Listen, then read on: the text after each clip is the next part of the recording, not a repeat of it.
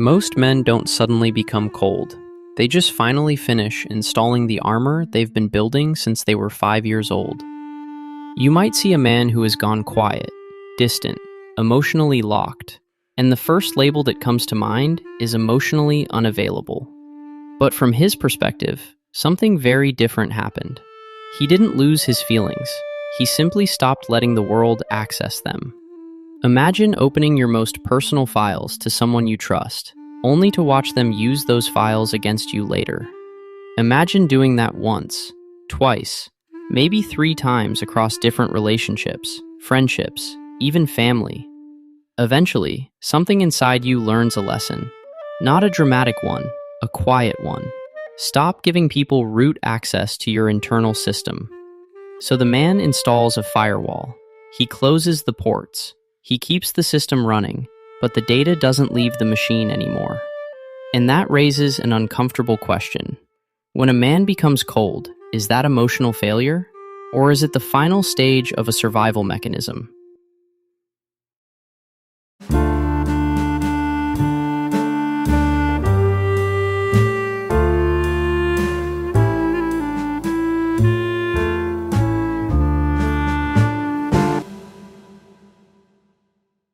For someone who realized the tribe values him far more for what he provides than for what he feels. And maybe an even harder question follows, right? Behind it. Do people truly want an emotionally open man? Or do they simply want a man who's easier to manage when he stops serving their needs? Because the architecture of the cold man doesn't appear overnight. It's built slowly, layer by layer, through experiences that teach him a single rule. Emotion is expensive, and the world rarely refunds the cost. From the moment a boy enters the world, he runs into a strange paradox. His emotions exist, naturally, powerfully, but the system around him treats them like software bugs. If he cries, he hears, "Stop being weak." If he's sensitive, he's told, "Toughen up." If he expresses anger, he's aggressive. If he stays quiet, he's detached.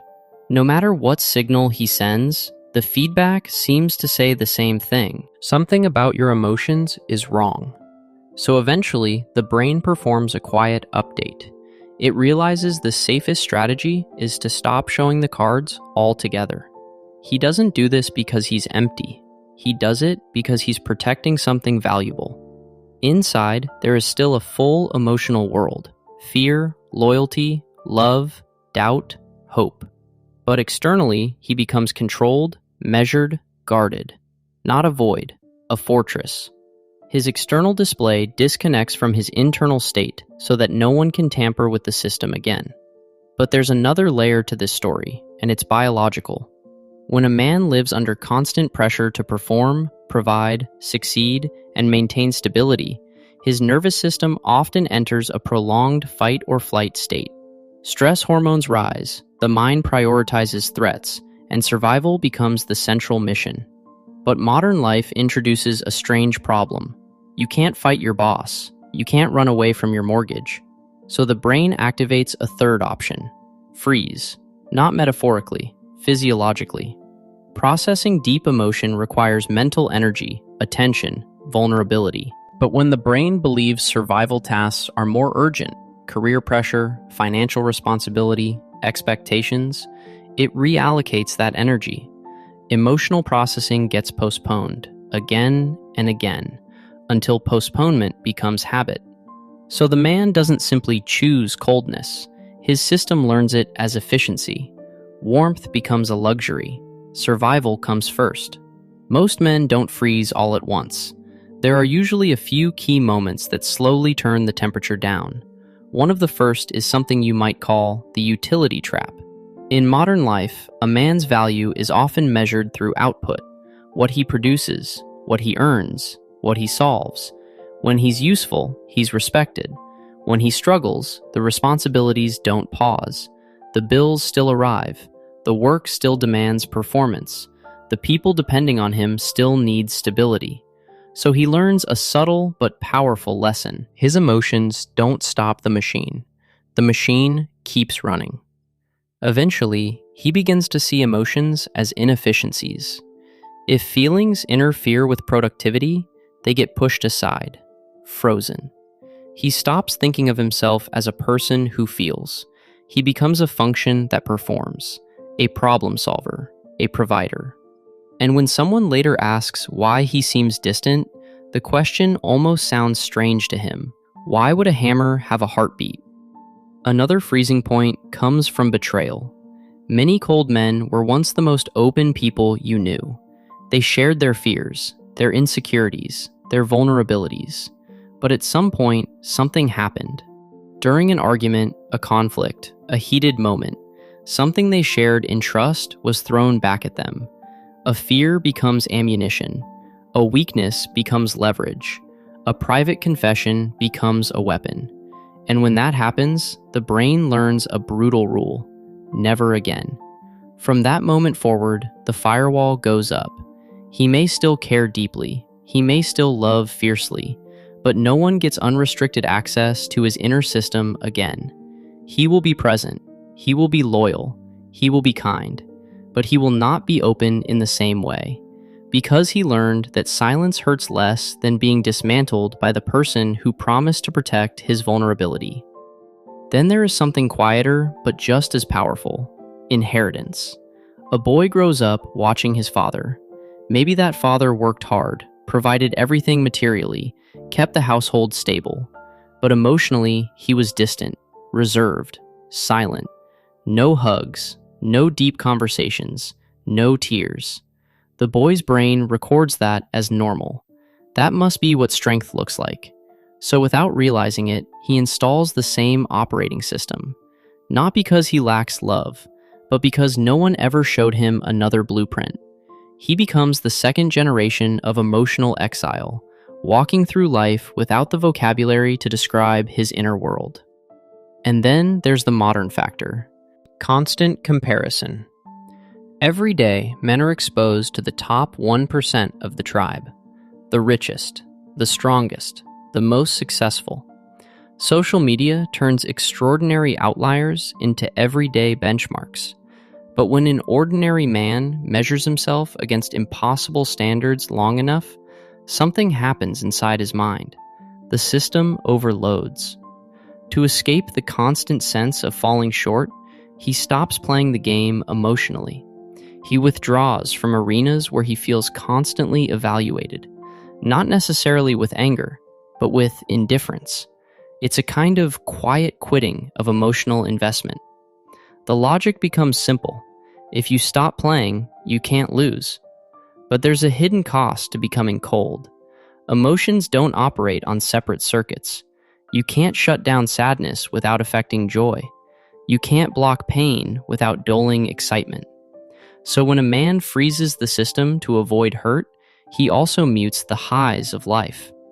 This is why cold men often appear bored or indifferent. They aren't just cold toward other people, they're cold toward life itself. Nothing devastates them the way it used to, but nothing thrills them the way it once did either. They achieved stability, but they sacrificed vitality. There's also another quiet phenomenon happening inside many men. Sometimes they genuinely struggle to translate emotions into words. Not because the emotions aren't there, but because the bridge between feeling and language was never built.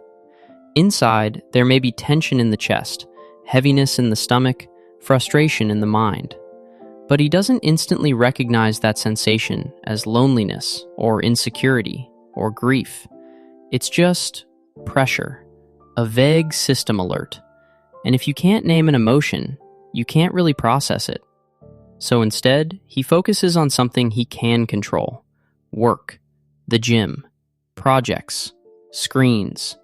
From the outside, it may look like avoidance, but internally, it's more like incomplete translation. Even he can't fully explain what he's feeling. And when people encounter a cold man, the usual response is pressure. Why don't you talk? Why won't you open up? Why are you so distant? But pressure rarely melts ice. It usually hardens it.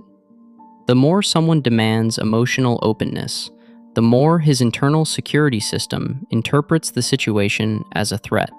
So he retreats further. This creates a strange loop. The more someone pushes for warmth, the colder he becomes. Not out of cruelty, but out of defense. Part of this reaction also comes from ancient survival coding. For most of human history, men were the expendable layer of society. They fought wars, worked dangerous environments, faced situations where emotional vulnerability could be fatal. Coldness wasn't dysfunction, it was equipment. Compartmentalization helped people survive impossible circumstances. And even though modern life rarely involves battlefields, that ancient programming still exists in the background. When stress rises high enough, the warrior protocol activates. Emotion gets pushed aside. Mission comes first. But here's the problem. The fortress that protects him from pain eventually traps him inside it. The armor works, but armor also isolates. He optimized his life for minimal damage, but he also minimized experience. His days become tasks instead of moments. He is safe, but he is alone. A man rarely drops his armor because someone demands it. He drops it when he feels safe. Real safety means his vulnerability won't be weaponized. His value won't disappear the moment he struggles. He's allowed to be imperfect and still respected. In that kind of environment, the armor slowly loosens. Not all at once, carefully. Because the cold man isn't heartless. He's cautious. And if you are the cold man listening to this, there's something important to understand. Coldness isn't strength. It's protection. Protection that once helped you survive. But protection can become limitation if it never evolves. You don't need to demolish the entire fortress overnight, but maybe you can open a window. Maybe you can allow one person to see a little more of the real system inside.